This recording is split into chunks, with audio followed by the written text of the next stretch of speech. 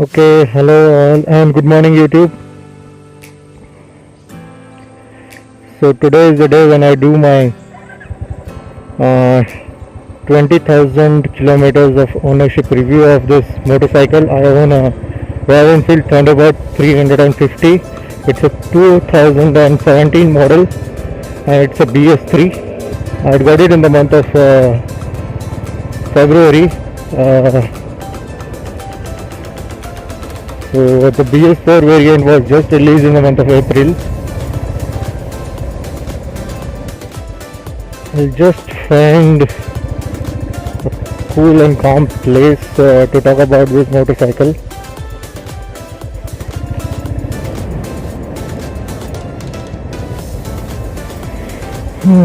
Looks like a nice location. Can stop here.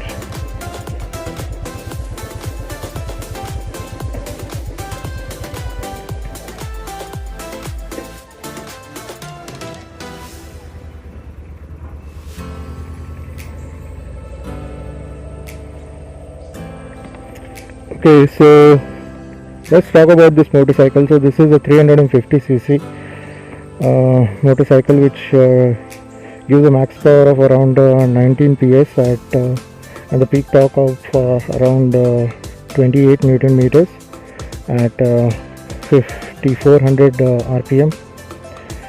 So I've done a little bit of modifications on this motorcycle here because I'm just 5'4" and this is actually a very tall motorcycle, so I had to just take out a little bit of cushion from the seat and also the rear monoshock. I had to get it the rear shock absorbers. I had to get it adjusted to the second level, so now actually I can reach the ground very well. And also I got these LED headlamps,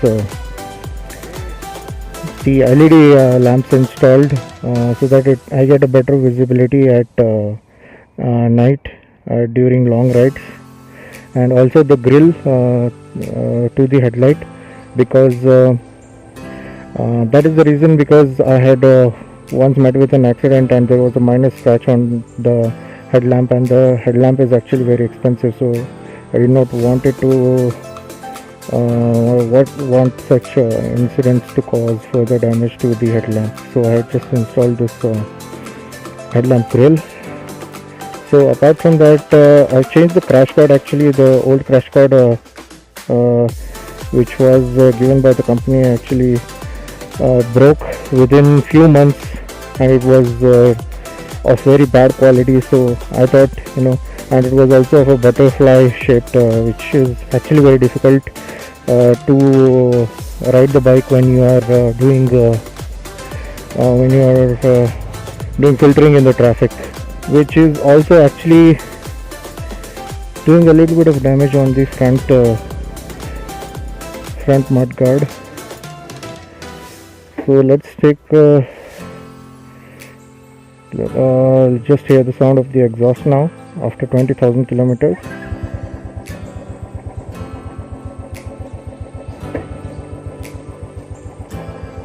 This is the stock exhaust. I did not want to change the stock exhaust because I just love it, and also the laws are really strict here now. People who have changed the exhaust are getting caught, and the exhausts are getting removed, and they are getting destroyed. So that's all about the modifications that I have done here. So let's start the bike and let's take a round, and I'll explain my experience while we do that.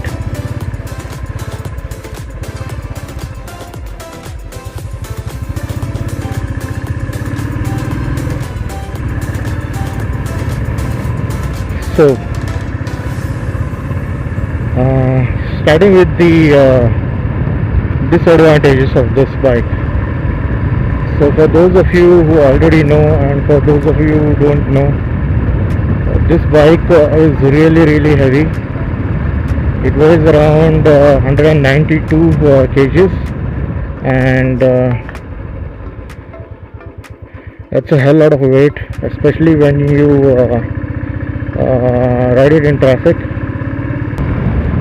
And also the sitting position is actually very relaxed, although, but it is not actually meant for riding in the traffic. Second thing are the vibrations.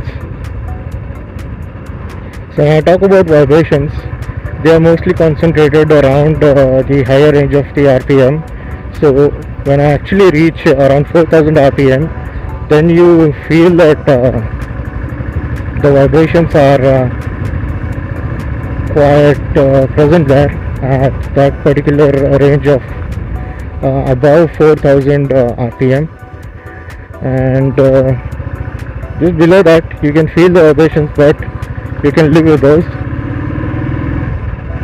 The vibrations are mainly felt on the foot pegs and not much on the handlebars, I would say, especially on Thunderbird here.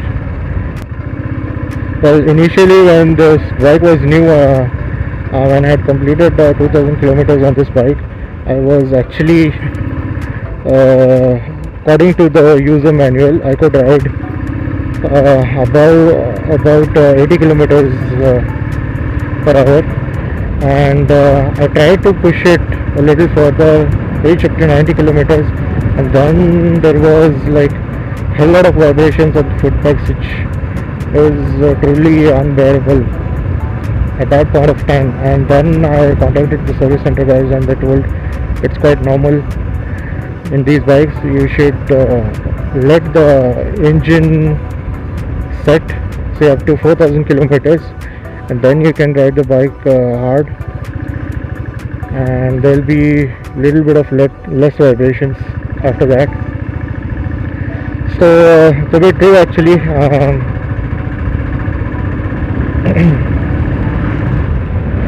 After the 4000 kilometer mark, the engine was really set well, and I was riding around 90-100 kilometers, and comparatively less vibrations I felt after that.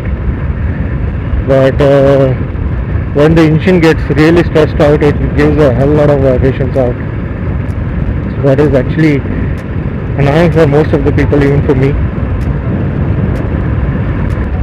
Then, talking about the fuel economy, well, economy is actually an advantage and also a disadvantage on this motorcycle.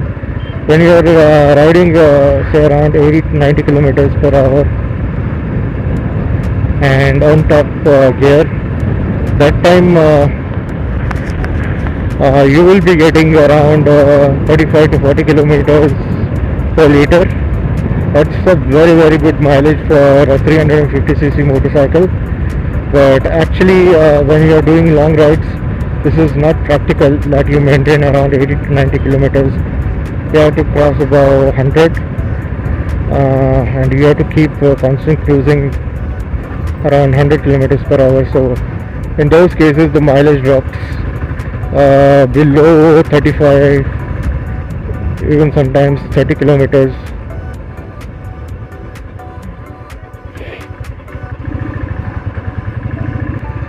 The next disadvantage would be the overall ride quality. Well, the overall ride quality, I would say, if you are using this motorcycle only for city commute, then it's not that great. Because for city commutes you can use other bikes, no need to use a 350cc motorcycle which has slightly set back and riding style. This is not what I would prefer when I'm riding in the cities.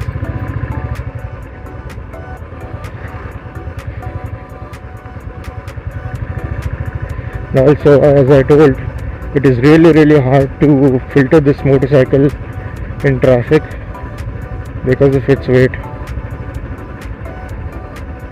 So I would say in city riding conditions, this is not a motorcycle which you would like to ride. especially if you want to go places very quickly. Then comes the last disadvantage is kind of maintenance. I don't know how to describe it, but for every servicing I'm like spending around 1000 to 1200, which is actually very good for Royal Enfield motorcycles. But for most of the people, this will be a high maintenance cost. Not everyone can afford it. That's about the disadvantages. Now let's talk about the advantages of this motorcycle. Well, starting with the riding position.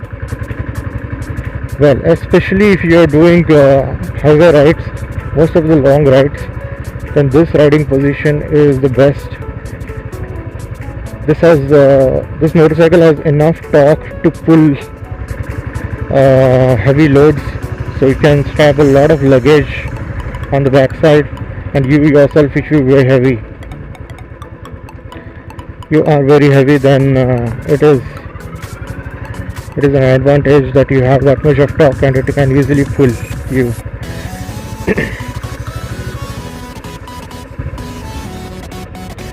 I've done around 550 kilometers in one day, and I was actually very comfortable. I could do the ride with only 3 brakes, that alone. There was absolutely no problem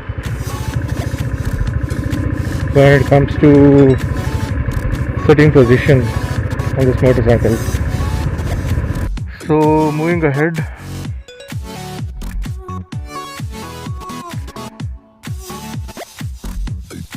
so talking about mileage. So if you have a good habit of riding at around 90 to 100 kilometers on the highways, then I think it gives you a mileage of about 35 kilometers based on your riding conditions.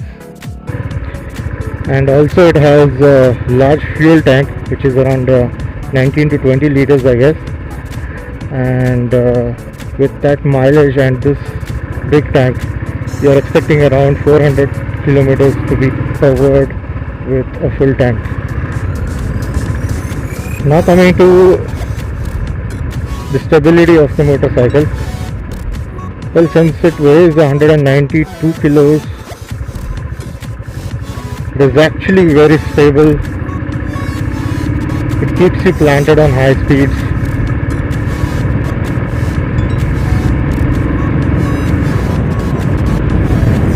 And also the braking is really good on this motorcycle. I've ridden other motorcycles which have dual disc brakes, but the braking is not that impressive. But the braking is really quick and it is very reliable. Of course, it misses out on ABS, which is I think the model with ABS has already arrived.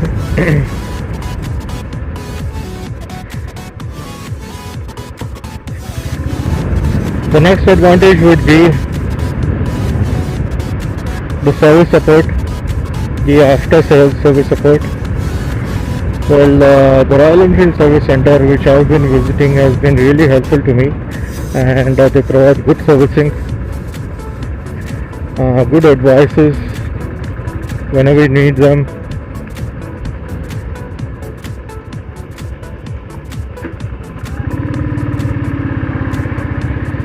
And also the parts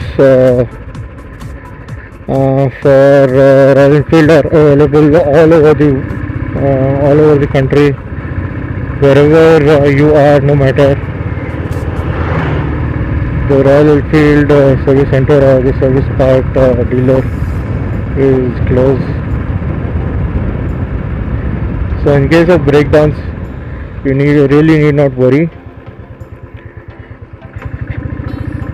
Royal Enfield provides roadside assistance.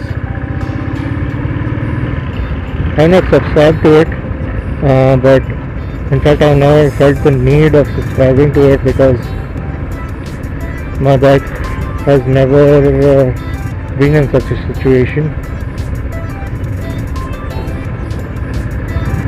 And the most enjoyable thing that I get out of this motorcycle is the ride feel. So when I'm sitting on this motorcycle and when I'm cruising around 90 to 100 kilometers per hour, the feel that you get is actually unmatchable. That is all because of the riding ergonomics. It's a very relaxed position. It doesn't give you stress on any part of your body when you're riding for a long distance. The suspension setup is actually a little bit softer side, on the softer side, so it can easily dodge over potholes. You'll actually feel no bumps at all. I'm not sure about the ground clearance, but it can easily pass over big speed breakers without scraping its belly. And for a cost of 1.72 lakhs in 2017, I couldn't have got a better motorcycle. In the end, I'd like to conclude by just saying that if you are planning on buying this motorcycle, then I think you should go for it, provided you are using it for dual purpose. Like you are doing occasional highway rides and you also want to use it for your daily commute, then I think this is the best choice, and also that is the choice for me as well. That is the reason why I got this motorcycle, quite economical in cities for daily commute, and also very good as a highway tourer. Who should not buy this motorcycle are the ones who are expecting high speeds and who are expecting vibration free motorcycles, who do not like weights on the motorcycle, and those people who are actually very weak and lean, who cannot handle the motorcycle. Also not suggested for shorter riders like me. As I told, I am around 5'4", but if you're shorter than this, then I would suggest not to get this motorcycle.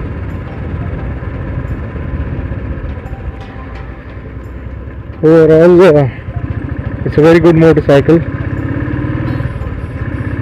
although it is missing on few features like tubeless tires, alloy wheels and ABS.